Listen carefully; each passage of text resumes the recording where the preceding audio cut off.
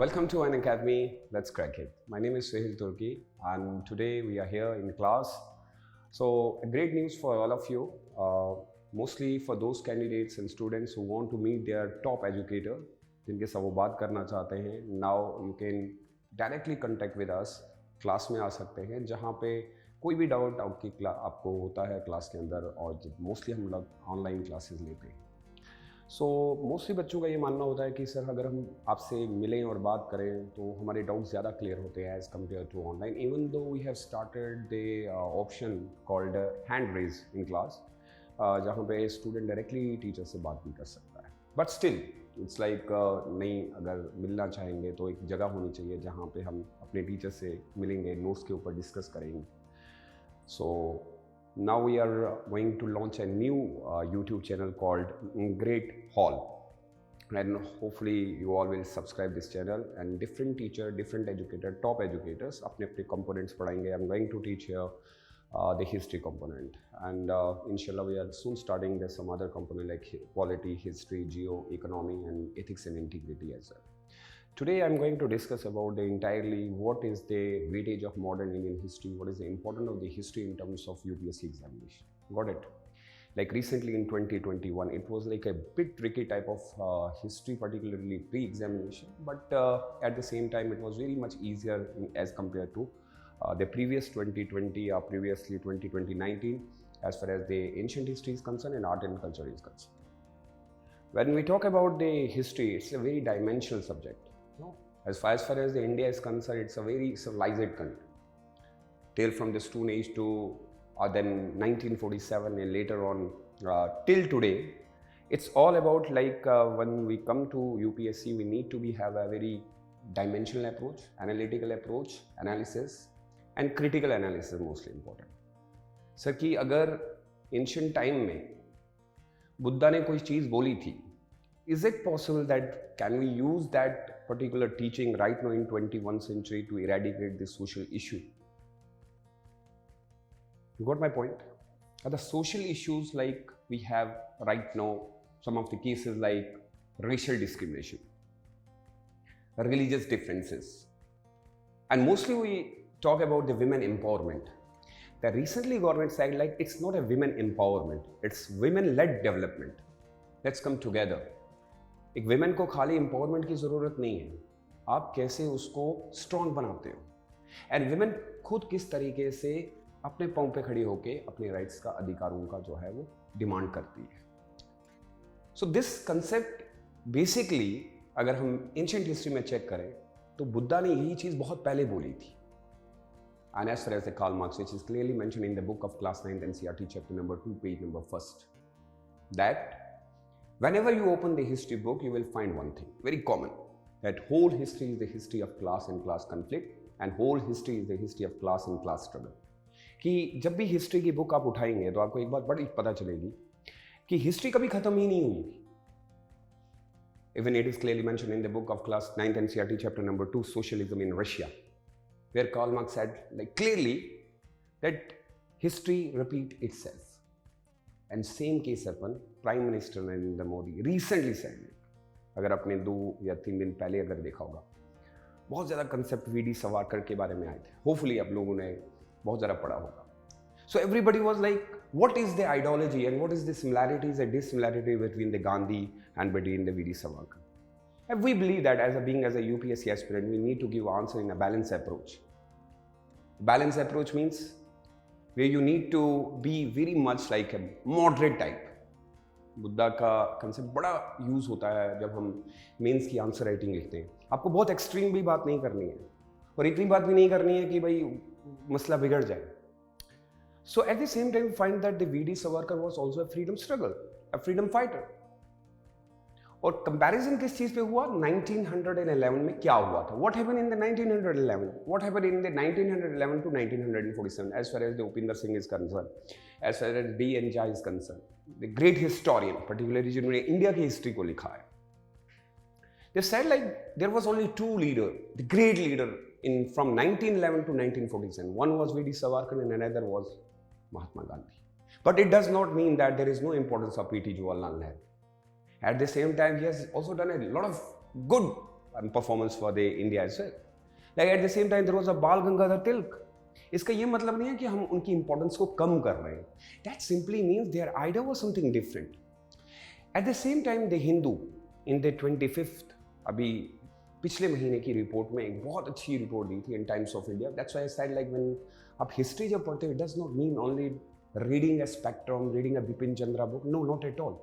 You need to have information about the current scenario. तो उसमें clearly mention 25 की अगर आप न्यूज़ देखेंगे तो उसमें clearly mention किया हो गया था कि आपको रिसेंटली पता चला होगा कि खुशीनगर के एयरपोर्ट का उद्घाटन किया गया, which was very good news for all of us. You know why? In past few years, there was some little bit ups and down in the relation between the Sri Lanka and India. Yes or no? Now we are using the religion as a diplomatic relation in terms of diplomatic. Buddha को हम कैसे use कर सकते हैं ताकि countries को इकट्ठा लाया जाए. You got my point? See, now today we need to change our mindset. अब खाली हम बिजनेस के थ्रू दूसरों के साथ रिलेशन अच्छी नहीं रख सकते. समटाइम बिजनेस काम करता है, कभी नहीं भी करता. चाइना के साथ बिजनेस नहीं चला, लेकिन चाइना को इस बार बुलाया गया खुशीनगर का जो हम लोगों, क्योंकि that particular area was very much important in terms of Buddhism. बहुत सारे श्रीलंका से बुद्धिस्ट मॉन्क भी आए, और याद होगा आपको जब वहाँ के नए प्रेसिडेंट बने थे तो उनकी रिलेशन चाइना के साथ बहुत अच्छी हो गई.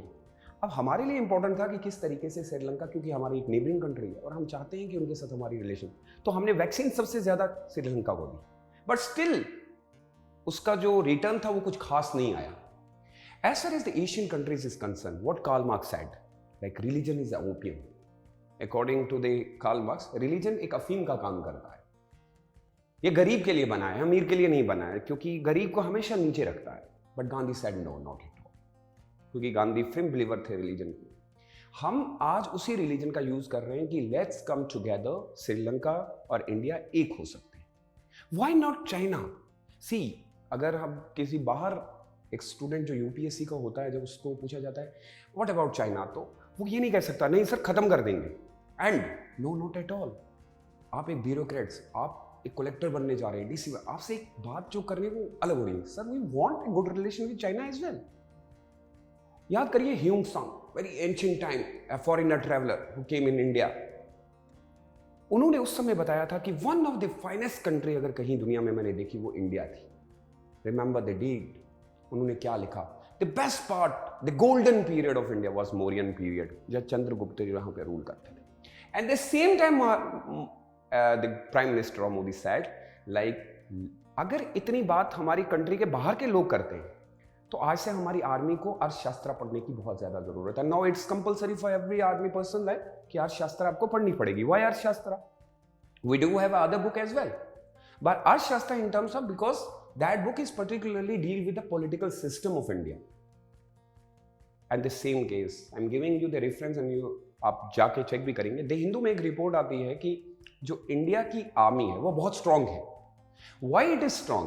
बेसिकली जब हम पढ़ते हैं तो हमें पता चलता है कि अगर हम लोग डेमोक्रेसी, अभी prime minister Narendra Modi visit करते हैं अमेरिका में, कमला हैरिस साइड में बैठी होती है और प्राइम मिनिस्टर हमारे साइड में, तो वो एक लेक्चर स्टार्ट करती है. She said like the word democracy has given by the American, which is incorrect. This word has come from the Greek. लेकिन जब हम ancient history को पढ़ते हैं, the Chola Empire, I hope you have heard the name of the Chola Empire. Raja first, Rajendra first. They were the first dynasty जिन्होंने first time गांव के अंदर elections करवाए. गांव के अंदर जो पंचायत सिस्टम आज जो हम इंप्लीमेंट करते हैं, चोला अंपायर के समय में. तो फिर डेमोक्रेसी तो हम अगर किसी ने सीखा है तो फिर इंडिया से सीखा है. प्रॉब्लम यहाँ पे ये रही कि क्या हम लोगों ने अपनी कल्चर को और अपनी हिस्ट्री को कहीं पे साइडलाइन तो नहीं कर दिया. बेसिकली इंडिया के लोगों को डेमोक्रेसी पहले से ही पता थी, नाम नहीं था. Chola empire at that time it is known as Cholamandalam, nadu, सब village assembly type of. So जब आप अपनी हिस्ट्री को पढ़ते हो तो आपको पता चलता है कि भाई जो उन्होंने लेक्चर बताया कि डेमोक्रेसी को थ्रेट है और इंडिया को डेमोक्रेसी को बचाना पड़ेगा, हम तो उतने टाइम से बचा रहे हैं. Now it is clearly mentioned in the book of class 8 NCERT chapter number 1 where James Mill said in 1817 that India is uncivilised, which is clearly mentioned in the book of class 8 NCERT. Why he said that India is uncivilised? Because India mostly follow the Sanskrit books. So Sanskrit language is a barrier now. Like English करना है तो top, Sanskrit करना है तो bottom में. तो basically उनका uncivilised word इसलिए था क्योंकि उनको ये लगा कि संस्कृत पढ़ने वाले लोग आगे नहीं बढ़ते. But do remember the Gupta period which is known as the golden period in terms of the science and technology. I am giving you the overview of the entire modern Indian history related to the current affair. और उसमें उन्होंने बताया कि जो technology Gupta empire, math from the Gupta era, the gold coins, सिक्के जो आज हमें नहीं मिलते, from the Gupta era. So such kinds of things like very very important. जब आप मेंस का एग्जाम, एक क्वेश्चन मेंस के एग्जाम में पूछा गया था फॉर मॉडर्न इंडियन हिस्ट्री, अगर गांधी ना होते तो क्या भारत को आजादी मिलती? ऐसा सवाल किसी ने उम्मीद नहीं की थी. इन 2019 यूपीएससी अब चेक करेंगे, मेंस में सवाल कर दिया. हम उम्मीद नहीं कर सकते ऐसा सवाल क्यों पूछेगा वो. And we all know that कि गांधी थे. You got my. तो उसे कहा नहीं, गांधी नहीं थे. अब बुक के अंदर ये सवाल नहीं है, टीचर कहां से बताएगा? अब ये सवाल कहने का मतलब ये था कि अगर गांधी ना होते तो राजा राम मोहन राय थे, अगर गांधी ना होते तो वीडी सावरकर थे, अगर गांधी ना होते तो भाई बाल गंगाधर तिलक थे, अगर गांधी ना होते तो चंद्रशेखर आजाद भी थे. So he is trying to check whether you know about the other personalities as well or not.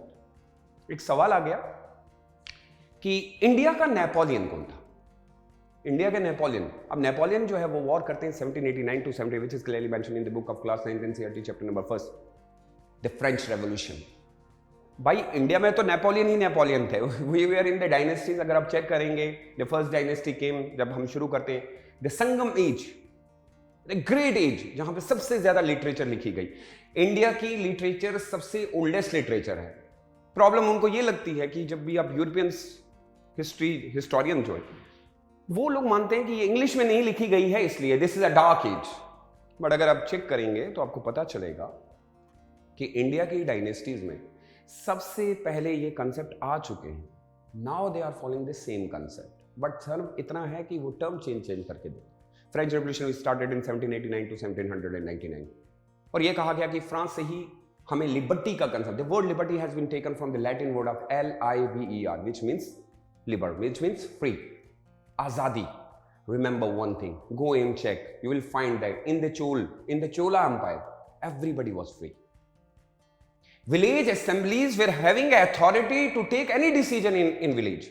गांव में किसी को भी कोई भी डिसीजन लेने के लिए किसी को पूछना की जरूरत नहीं पड़ती थी. That is a right. But France is saying like ये हमने आपको दिया. अगर कल यूपीएससी ये पूछे अगर फ्रांस ना होता तो क्या भारत को लिबर्टी मिलती? At that time you have to remember, या मिलती, क्यों नहीं मिलती. सो इस तरीके के एनालिटिकल पर्सपेक्टिव में पढ़ना पड़ता है. You got my point. कभी कभी जब हम ऑनलाइन में क्लासेस दे रहे होते हैं तो बच्चे को अंडरस्टैंड करवाना थोड़ा सा, इसीलिए हमने ये क्लासेस रखी है ताकि जहां पे भी आपको डाउट्स, जैसे आपका डाउट था, ये इसलिए क्लियर होता है कि आप मेरे पास आए. आधी चीज़ें तो टीचर के चेहरे को देख के भी समझ जाता है. फिजिकली जब टीचर एक इंटरेक्ट करता है मज़ा भी आता है. अभी तो आपका ओवरव्यू दे रहा हूँ मैं आपको, और जितने भी डाउट्स हैं you can ask me as many as question. And the most important thing, we are here to give you the authenticity. मैंने अभी चैप्टर्स के जो नाम लिए, मैंने हिस्ट्री अपनी नहीं. There is a problem like when we come to the history, there are 4 type of history. One is Cambridge history, second is nationalistic history, third is Karl Marx history, fourth is subalternate perspective. यानी एक ही teacher के thought 4 हो सकते हैं. मेरे लिए मुझे लगता है कि आजादी दिलाने में सबसे बड़ा हाथ सर पीजेंट्स का था. Do you agree on this point that India got a freedom just because of the reason was peasant? When Gandhi return from the South Africa, सबसे पहले उन्होंने पीजेंट का मुद्दा उठाया. Do remember the concept of Santhal rebellion?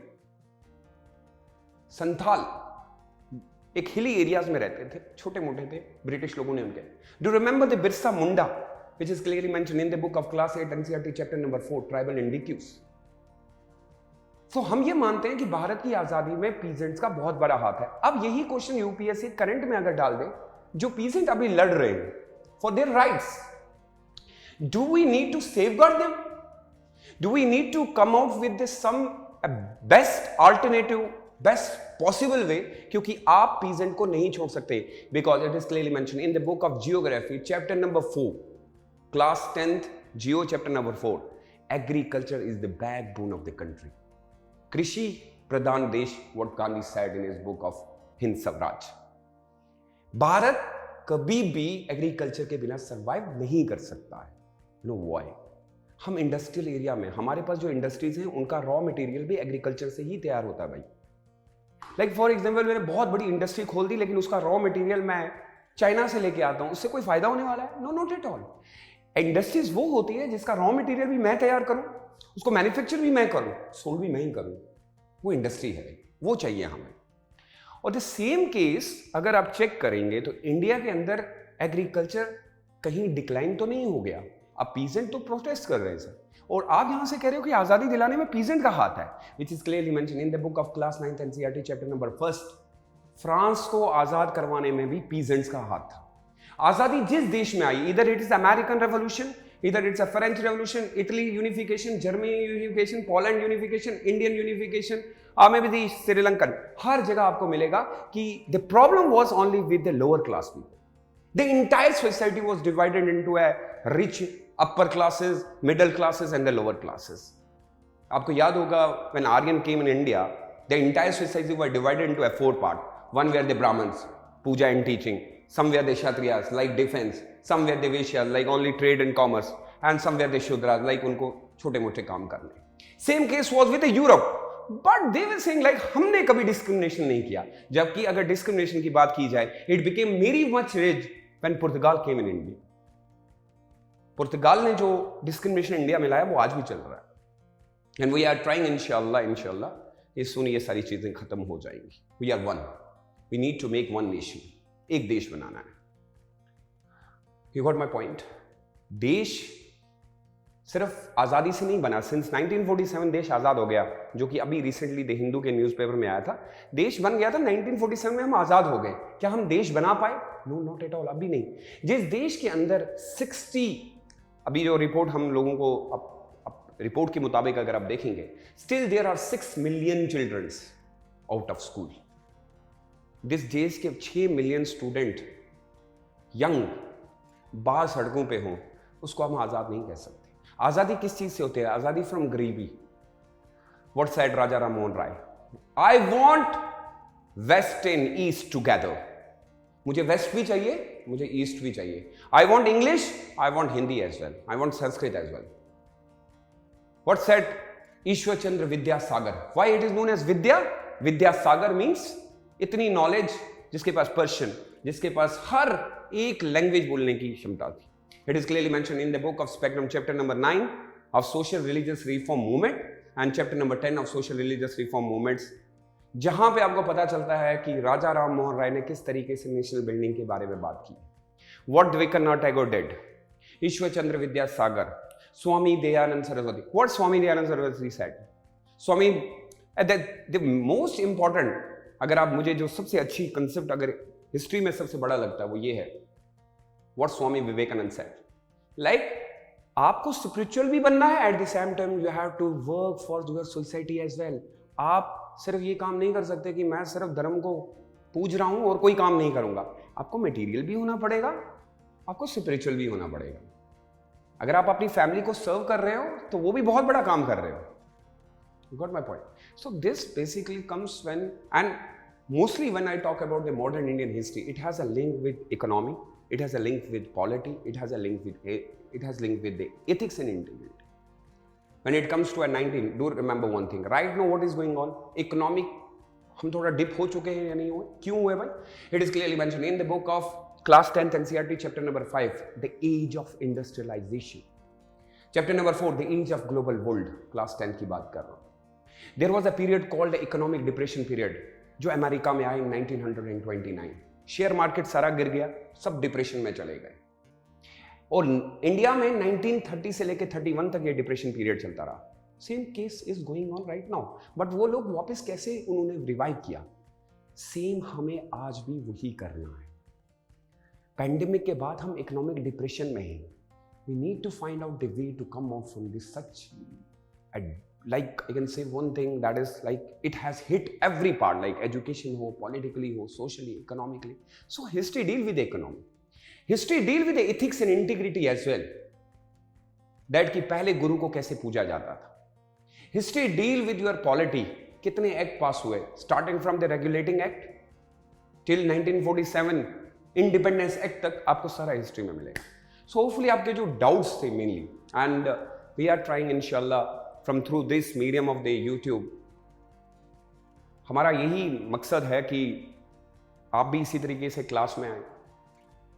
Basically ये पूरी offline की class तो नहीं है, but it is a kind of a doubt solving, like जहाँ पे टीचर से कुछ सवाल किए जाएं, आप सामने टीचर के बैठेंगे. मोस्टली हमारा ये था. आज कुछ बच्चे अपने डाउट लेके आए थे regarding sir what is the analytical perspective and how to link with the history with other subject as well. So hopefully इस वीडियो से आप लोगों को भी फ़ायदा हुआ होगा, और मोस्टली जो मेरे कैंडिडेट्स आज बैठे हुए हैं जो मिलने आए थे पर्टिकुलरली हम लोगों से, बहुत खुशी हुई. बेसिकली मैं भी खुद भी चाहता था, क्योंकि जब टीचर डायरेक्टली स्टूडेंट से मिलता है तो एक बहुत, आप में से भी जो बच्चे अपने टॉप एजुकेटर से, इट्स नॉट ओनली सुहेल तुर्की, आप जिस टीचर के पास पढ़ चुके हैं, बहुत बार ऐसा होता है, और इवन दो मैं खुद स्टूडेंट रहा हूँ तो मैं उसकी फीलिंग को समझ पा रहा हूँ. हमें बहुत बार ऐसा होता है कि हम एक बार टीचर को देख लें और उनसे बात कर लें. सो ये जो ग्रेट हॉल के नाम से हमने यूट्यूब चैनल, इसमें आपको सारे टीचर देखने को मिलेंगे, और आप ऐसे ही क्लास में बैठ सकते हैं अनअकैडमी के साथ, आप जो कि बहुत ही ब्रिलियंट आइडिया है. ऐसा नहीं है कि आपको कंटिन्यूसली क्लासेस में रहना है. We believe that less content more revision. आप टीचर से मिले, दैट्स ओके फाइन, आपने वो कंटेंट ले लिया, आपने उनसे टारगेट लिए, और आपको घर में जाके वो पूरा किया.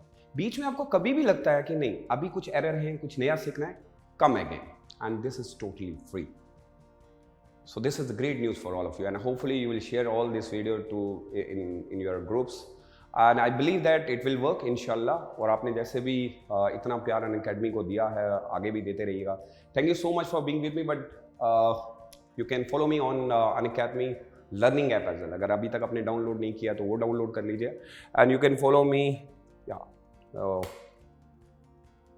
you can follow me on channel called UPSC Mentor. This is about me. Telegram channel is, I hope आपको लिंक में मिल जाएगा. It's complete name UPSC mentor Suhail Turki. With Unacademy you will get a personal guidance. Now this particular word, ये word मैं बार बार हमेशा class के अंदर भी कहता था ना, एक personal guidance. This has a two way, like one is like जब क्लास के अंदर है, और फिजिकली आपको जब टीचर मिल रहा है तो बेटा इससे ज़्यादा कुछ नहीं हो सकता. You will get a test analysis and study material, expert guidelines, वो जो चाहिए. And a most important part about here, you have a subscription option. You can use my code Suhelton. Why you are going to use my code Suhelton? By using my code Suhelton, you will get a 10% of instant discount. But do remember, by using my code does not mean that you are getting a 10% discount. At the same time, you will get complete guidance from my side. And I feel blessed to be part of your journey. और मुझे बड़ा अच्छा लगेगा कि अगर मैं आपकी थोड़ी बहुत भी कुछ मदद कर पाऊँ. वैसे एक बात याद रखिएगा, मैं बार बार अपनी क्लास में आपको बोल चुका हूँ कि आपको खुद करना है, एग्जाम आपको खुद लिखना है, टीचर आपको सिर्फ रास्ता दिखा सकता है. सो होपफुली हमने किया, एंड होपफुली मैं नेक्स्ट क्लास में जब आऊँगा तो डेफिनेटली आपको Khilafat and non cooperation movement which is recently in news, उसके बारे में बात करेंगे. Thank you so much, have a great day, bye bye.